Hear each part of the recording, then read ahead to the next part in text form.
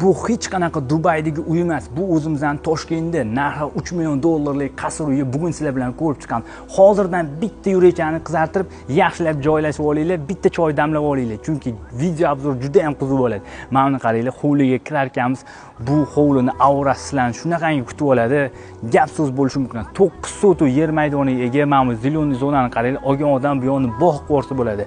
Uyimizning ichida polностью Onyx toshlar ishlatilgan, fasadi 100% tosh, mana mamlargacha granit toshlari qilingan.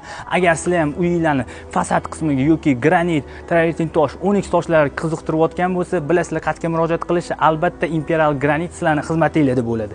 Taraf keladigan bo'lsak, mana shunaqa basseyn, bu yoqda jakuzilari bilan uyimizda naqd ikkita basseyn bor. Bu tashqarisida bo'lsa, podvalda ham finskiy va troitskiy saunalargacha birga.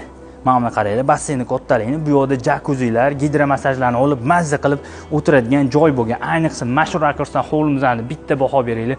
Mana kechasi patsiyentliklar shunaqa chiroyli yonib beryapti. Bu yoqqa keladigan bo'lsak, bizning yozgi oshxona, qozon o'choq, barbekü zona, xullas ayollarimiz uchun barcha qulayliklar mujassam qilib qo'yilgan.